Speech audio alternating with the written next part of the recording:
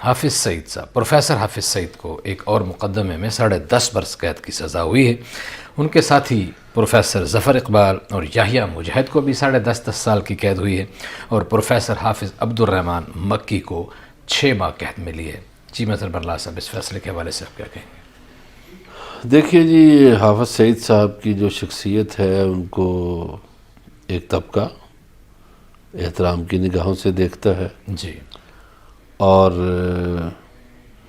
خاص طور پر انہوں نے کشمیری مجاہدین کے لیے بڑا کام کیا، ان کی اخلاقی سیاسی مدد کی. اب سوال یہ پیدا ہوتا ہے کہ حافظ سعید کو اتنی بڑی سزا کیوں ہو گئی؟ جی، حافظ صاحب کو یا ان کے ساتھی ہیں یا مجاہد یا دوسرے لوگ، ان کو سزا ہونے کی وجہ یہ ہے کہ انڈیا نے مسلسل پروپیگنڈا کر کے اب پچھلے جو 10 سال پاکستان پہ گزرے تھے نا، وہ آپ نے کچھ تو اوباما نے لکھ دیے خیالات، جی ہاں، سامنے آ گئے. یہ جو 10 سالہ ٹینور تھا پیپلز پارٹی کا اور نون لیگ کا، تو اس میں ایسی کوتاہیاں ہوئیں کہ ہماری سفارتکاری چپ رہی، خاص طور پر نواز شریف کے دور میں. تو جس کو مرضی انڈیا نے دہشت گرد قرار دلوا دیا، کبھی وہ بہاولپور والے جو صاحب تھے ان کو، کبھی حافظ سعید کو، اور انٹرنیشنلی کہلوا دیا. اب چونکہ جب انٹرنیشنلی آپ کو دہشت گرد کہا جائے تو ظاہر یہاں بھی مقدمے بنتے ہیں. اب اس مقدمے کا فیصلہ ایک جج صاحب نے کیا، خصوصی عدالت کے جج نے کیا. وہ جو سزائیں ان کے دی ہیں، میں سمجھتا ہوں کہ ان کے خلاف اپیل تو ہو سکتی ہے، مگر قانون کا احترام بھی کرنا چاہیے. یعنی ان سزاؤں کے ذمہ دار بھی نواز شریف ہی ہے؟ نواز شریف اس لیے ذمہ دار ہے کہ نواز شریف نے جب حافظ سعید صاحب کو، میں نے عرض کیا نا کہ انہیں ایک بڑا خاص طبقہ، جہاد کرنے والا طبقہ بہت پسند کرتا ہے، تو نواز شریف صاحب لوگوں نے یہ کیا کہ جب حافظ صاحب پہ انڈیا الزام لگا رہا تھا، یہ نواز شریف لوگ چپ رہے. جب حافظ صاحب کا مقدمہ وہ انٹرنیشنلی لے کر چلا گیا UN میں، اور حافظ صاحب کو دہشت گرد قرار دے دیا گیا، اب دیکھیے پہلے نواز شریف ان سے ووٹ بھی لیتے رہے. اب پھر انہوں نے 2018 کے الیکشن میں ملی مسلم لیگ کے نام سے الیکشن بنائی تھی. ٹھیک ہے جی، بالکل ایسے ہی. تو گزارش یہ ہے کہ ٹھیک ہے، ان کو سزا ہوئی ہے، ایک پاکستانی جج نے دی ہے. میں عدالتی فیصلوں پر تو زیادہ تبصرہ نہیں کر سکتا، بالکل ایسے لیکن مجھے یہ اندازہ ہے کہ اپیل میں جا سکتے ہیں وہ. اور حافظ سعید صاحب جولائی 2019 سے گرفتار ہیں. ان پہ 4 مقدمات کے فیصلے سنائے جا چکے ہیں، اور ان پر 41 مقدمات قائم کیے جا چکے ہیں. 4 مقدمات کے علاوہ باقی چھوٹے موٹے 24 مقدمات جو ہیں ان کے بھی فیصلے ہو چکے ہیں. جبکہ 2 فروری کو اسی جج جناب ارشد بھٹا صاحب نے 2 کیسز میں ان کو 11 سال قید اور 30,000 روپے جرمانے کی سزا سنائی تھی.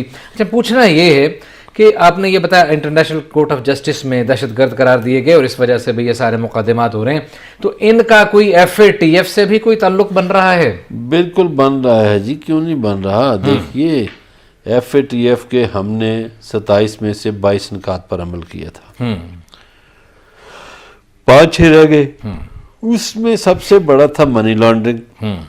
دوسرا وہ مقدمہ کرتے تھے کہ آپ دہشت گردی کے خلاف لڑتے ہیں، آپ کی قوم، آپ کا افواج قربانیاں دیتی ہے، لیکن وہ جو حافظ سعید دہشت گرد گئے اس کا کیا کیا، تو وہ جوڑ رکھا تھا ان سے. تو اب میرا خیال ہے سزا ان کو ہو گئی ہے، ان کے ساتھیوں کو بھی ہو گئی ہے. تو آج جو ہماری لبرل کلاس ہے وہ تو پتہ نہیں کیا کچھ کر رہی ہوگی سوشل میڈیا پہ، مگر میں سمجھتا ہوں کہ بھارت میں بھی تو بہت خوشی ہوگی نا حافظ صاحب کو سزا ملنے پہ. لیکن پاکستان میں ظاہر ہے جو لوگ ان سے محبت عقیدت رکھتے ہیں انہیں دکھ ہوا ہوگا، مگر یہ ایک عدالتی فیصلہ ہے جس کا ہمیں قبول کرنا چاہیے. اور یہاں دیکھیے جو کشمیر کے حوالے سے بات ہے، کون سا پاکستانی ہے جو کشمیر نہیں چاہتا؟ ہوں ہر ایک کشمیری، خود کشمیری بھی لڑنا چاہتے ہیں. تو ہم نے تو UN کے احترام میں رکے ہوئے ہیں ہم، ورنہ پچھلے سال ہمارے جو جہاز اڑانے والے لوگ ہیں انہوں نے Indian army chief Bipin Rawat کو کر لیا تھا قابو اور بتا کے چھوڑا صحیح ہے، بالکل ٹھیک ہے کہ جناب والا یہ ہم آپ کو مار سکتے ہیں لیکن آپ کو چھوڑ دیں. لیکن ابھی ہم اور یہ وائرس جو ہے یہ سردی میں زیادہ اٹیک کرتا ہے. ایسا ہی پچھلے دنوں میں ہم نے یہ عرض کیا تھا کہ ہمارے ہاں تو دیکھیے نزلہ زکام کھانسی سردیوں کی علامت ہے، سانس رکتا ہے لوگوں کا. پھر ہم نے پودے ایسے لگا لیے جو سانس کو الٹا خراب کرتے ہیں.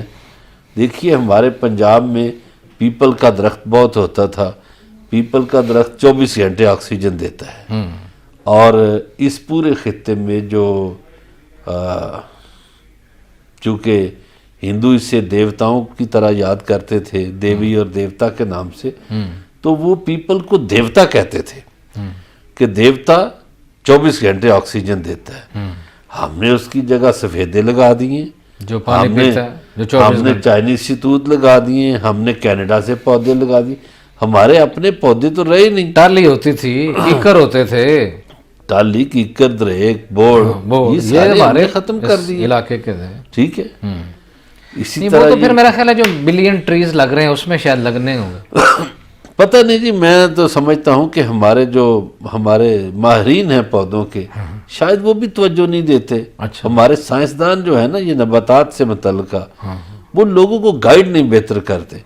ورنہ یہ سڑکوں کے کنارے سفیدہ لگا ہوتا ہے، کیا فائدہ ہے اس کا؟ ہو سکتا ہے ان سے پانی پوچھتا ہی بہت کوئی نہ پیتا ہو ہے، لکڑی اس کے کسی کام نہیں آتی، چھاؤں وہ نہیں دیتا، اور پانی پی جاتا ہے زمین کا.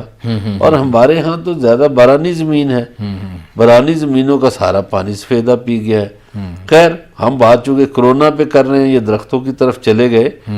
کرونا میں دیکھیے پاکستان میں پہلے کی نسبت کرونا زیادہ تیزی سے بڑھ رہا ہے. جی جی. اب لوگوں کو چاہیے، اور یہ جو ہمارے تاجر ہیں یہ لوگوں پہ رحم کریں، ترس کھائیں لوگوں پہ. اس لیے ترس کھائیں کہ دیکھیے پورا یورپ دکانیں بند کر دیتا ہے 5 بجے نارمل روٹین میں، عام وداؤٹ کرونا.